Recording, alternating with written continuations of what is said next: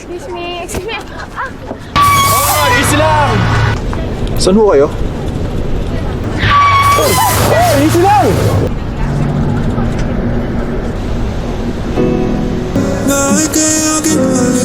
Hinaan ko, baby.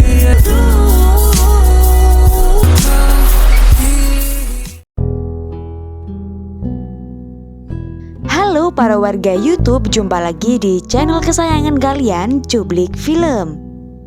Di kesempatan kali ini, Cublik Film akan mencublik-cublik film kesukaan para warga YouTube, yakni film yang gak jauh dari adegan iclik-iclik ehemnya.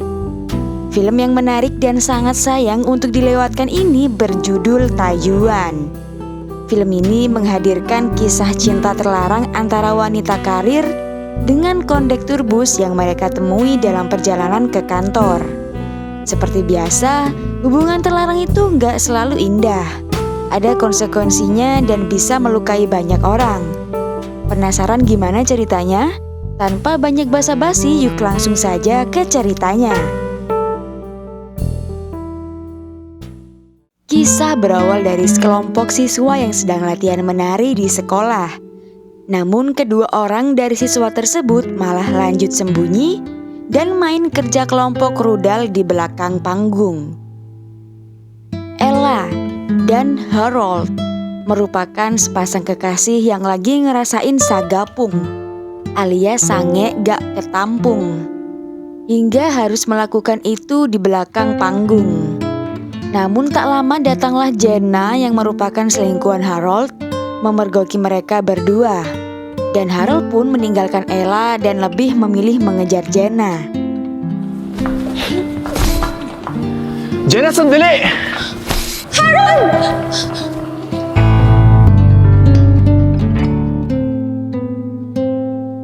Setelah lulus, Ella kini menjadi wanita karir. Ia membuka sebuah jasa party planner bersama bestinya yang bernama Max. Saat itu ia sedang memarahi karyawannya yang kurang sigap dalam bekerja. Ditambah lagi kerumitan permintaan customernya yang ingin memesan 200 ekor kelinci dalam pestanya itu. Alhasil mereka kebingungan karena permintaan tersebut sangatlah mendadak. Namun ternyata si Ella sudah menemukan peternak kelinci yang sanggup untuk memenuhi permintaan customernya itu. Si Ella yang doyan cukurukuk itu mengkode-kode abang kelincinya. Dan tak sia-sia, setelah pesta itu sukses berjalan dengan lancar, Ella dan Max mendapatkan bonus tambahan dari customernya. Dan bagaikan rejeki nomplok, Ella akhirnya juga bisa mengiclik abang kelincinya tadi. Namun ia merasa servisan pentolan abang kelinci tidak membuatnya puas.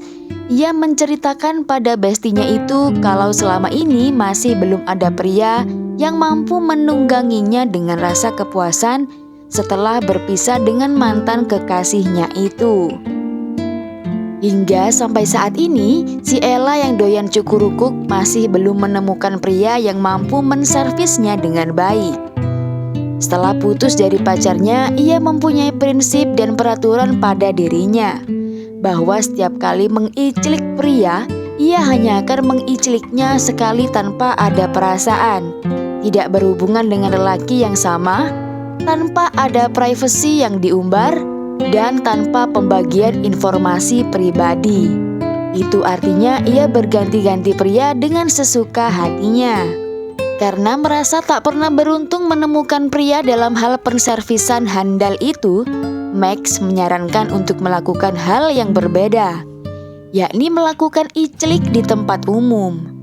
Karena menurutnya lelaki yang melakukan itu di tempat terbuka, ia memiliki kepercayaan diri yang bisa dibanggakan. Namun si Ella menolak karena itu sangat mustahil baginya.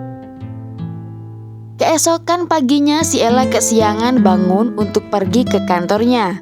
Karena mobilnya berada di bengkel, ia terpaksa harus menaiki bus untuk bisa sampai kantor. Namun karena bus itu sangatlah padat merayap kebanyakan penumpang, alhasil si Ella harus rela berdesak-desakan. Ella yang saat itu merasa ada ketertarikan pada abang kondektur yang bernama Rico, menyengajakan dirinya untuk tersendul-sendul agar badannya bisa menempel pada Riko sembari bus mengerem mendadak. Ella yang hobi cukur-rukuk itu tiba-tiba ia merasakan sebuah pencapaian nikmat yang belum ia pernah rasakan sebelumnya. Di kesempatan itu, si Ella malah tambah sengaja menyerempetkan bakpaunya ke rudal Riko. Si Riko sebagai abang kondektur hanya bisa tercengang pasrah dan menikmati aksi itu.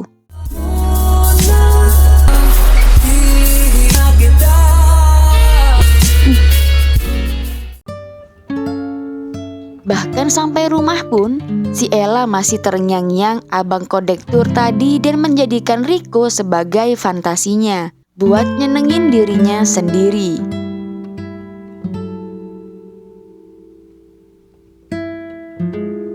Ia menceritakan pengalaman tersebut pada bestinya, bahwa kali ini ia telah menemukan lelaki yang berhasil membuat ia merasa keenakan, meskipun lelaki tersebut baru pertama kali ia temui di dalam bus. Namun ada satu hal yang membuat si Ella agak kesulitan karena si Riko sulit untuk ditemukan kembali. Alhasil ia mencoba menaiki bus lagi dan mencari Riko. Namun ternyata kali ini si Riko melakukan perjalanan beda rute dan membuat si Ella merasa kurang beruntung. Si Rico no ngayon miss eh.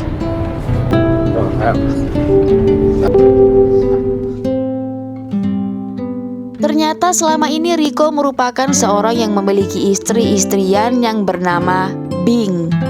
Wanita tersebut selama ini belum pernah dinikahinya, namun sudah tinggal bareng serumah. Bahkan ia juga sudah mempunyai anak gadis hasil dari hubungan terlarang itu. Alasan kenapa sampai saat ini Riko belum menikahi Bing karena Bing menginginkan pesta pernikahan yang mewah. Sedangkan si Riko yang kerjanya hanya sebagai kondektur bus belum sanggup untuk memenuhi keinginannya itu. Alhasil kini rumah tanggaan mereka setiap harinya selalu cekcok tentang masalah kurangnya finansial. Karena keseringan berantemnya ketimbang bahagianya, jatah malam si Riko belum pernah Bing penuhi selama belakangan ini. Si Riko yang sudah merasa asa gapung ingin mengiclik Bing. Namun si Bing menolak tipis-tipis dan berakhir manis.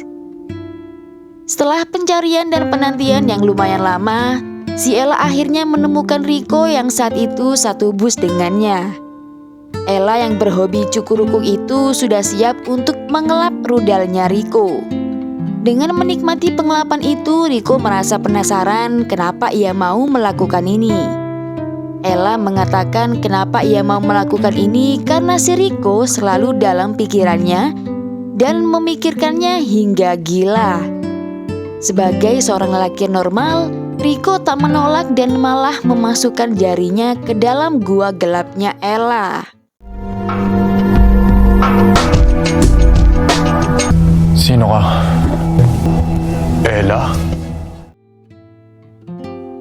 Setelah itu, si Riko mengendus jarinya sebelum ia mencuci tangannya sebagai tanda bahwa ia sangat menikmati hal itu.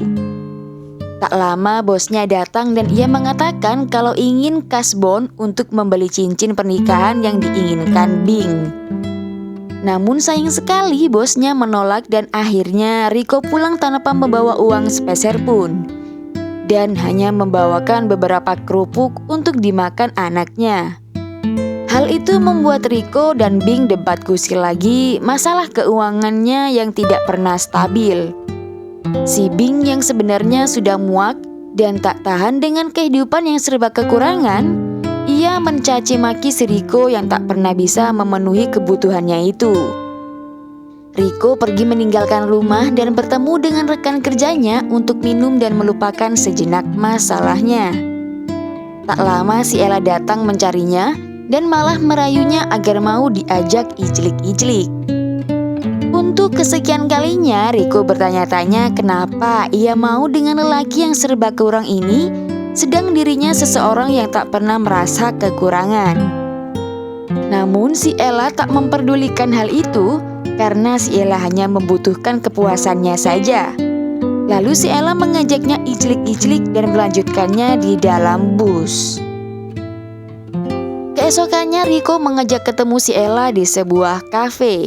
Namun kali ini Rico mengatakan bahwa hal seperti tadi malam tak bisa diulangi lagi karena semalam ia terpengaruh minuman alkohol, sehingga ia mabuk.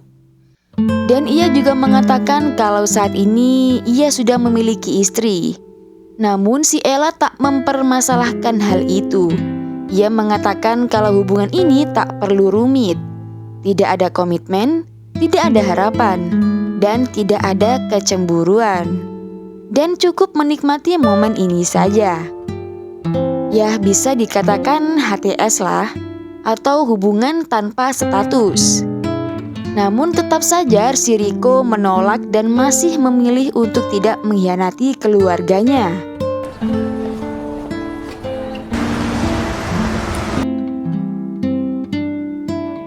Tak lama si Ella mengejar Rico dan langsung menyelebau Rico saat itu juga di tempat umum. Rico yang sepertinya juga sagapung malah tak menolak ajakan itu dan ia malah main lebih liar. Lalu setelah hal itu terjadi, kini Rico malah dipersilahkan untuk menginap di rumahnya Ella. Ia juga memasakkan makanan untuk Ella dan menyuapinya seperti ini.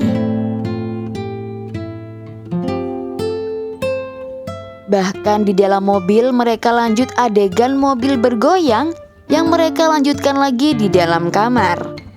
Mereka berdua sepertinya sama-sama punya hobi cukurukuk ya guys. Kemudian si Rico menceritakan masalahnya bersama Bing selama ini pada Ella. Bahwa kini ia telah merasa bersalah di masa lalu dan hidup dalam penyesalan. Si Ella yang sepertinya sudah menyukai Rico, ia memberikan sebuah hadiah jam tangan.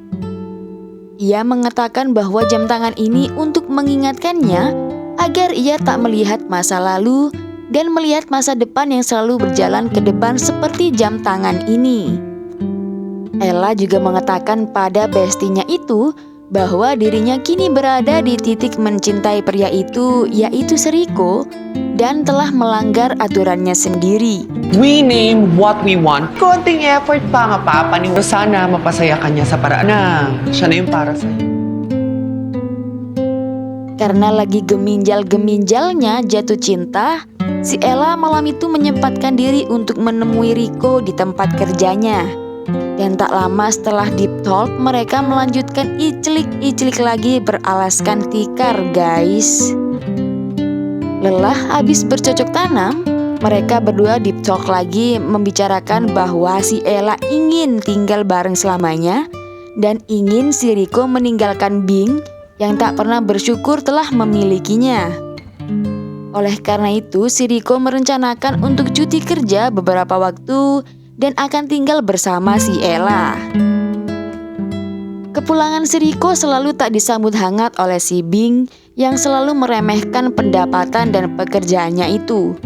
Pertemuan mereka di rumah hanya dibumbui cekcok masalah ekonomi dan ekspektasi Bing untuk menjadi orang kaya. Hingga membuat si Rico ini marah dan pergi untuk menemui si Ella sesuai rencana mereka tadi malam. Rico mengambil cuti beberapa waktu dari pekerjaannya dan pergi mengajak bertemu Ella di halte. Ella yang sudah siap menjemput kedatangan Rico, malah Rico tak kunjung datang. Karena di tengah perjalanan, Rico mendapat kabar dari sepupunya bahwa si Bing ternyata sakit dan masuk ke UGD. Hingga akhirnya ia membatalkan pertemuan itu dengan Ella tanpa konfirmasi dan pulang menemui si Bing. Dan penantian si Ella itu berujung kekecewaan dan membuat Ella patah hati karena si Rico pergi tanpa kabar.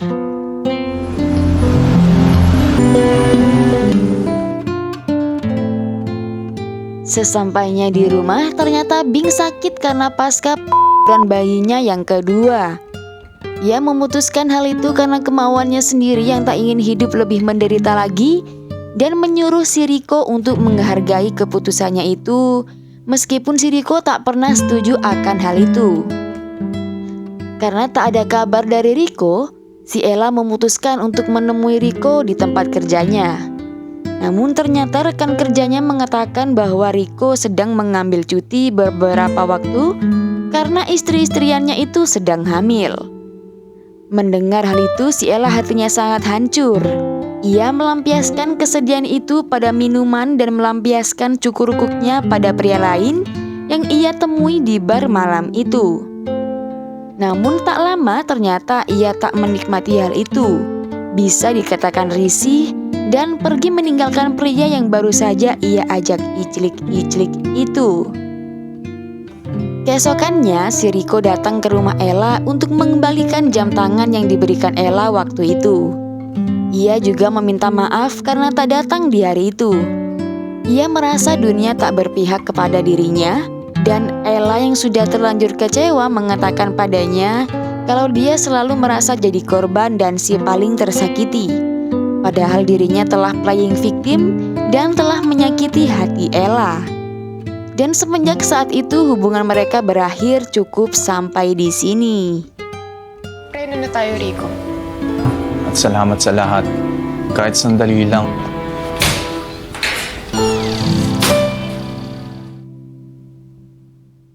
Semenjak perpisahan itu, si Riko tak kuasa menahan tangis dan dimanapun ia berada, pikirannya selalu tertuju pada Ella.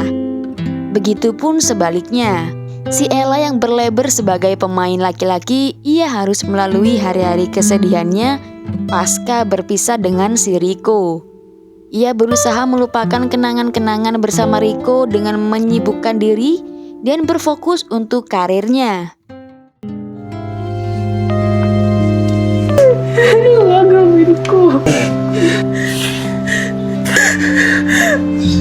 Oh!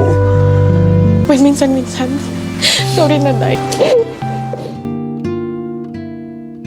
Tak lama setelah perpisahan itu ternyata si Bing telah tertangkap basah mengiclik sepupunya Riko sendiri di rumahnya. Dan ternyata selama ini mereka telah berselingkuh. Semenjak saat itu Bing memutuskan untuk bercerai dengan si Riko. Karena intinya dirinya tak tahan jika harus hidup miskin. Dan ia mengatakan yakin akan merubah hidupnya dan masih ada harapan dengan mengubah banyak hal menjadi lebih baik.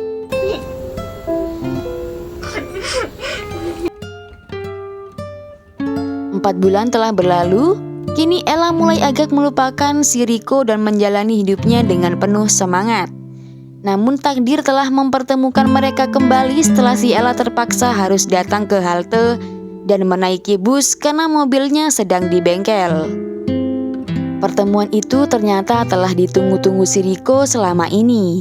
Ia selalu menyempatkan diri datang ke halte dengan harapan bertemu dengan si Ella.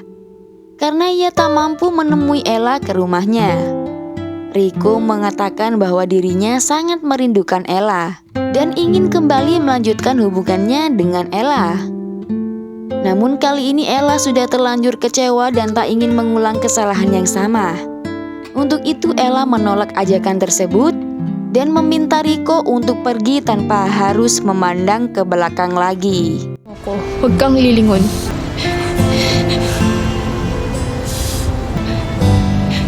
Iwan mo naman ako na may ngiti this time.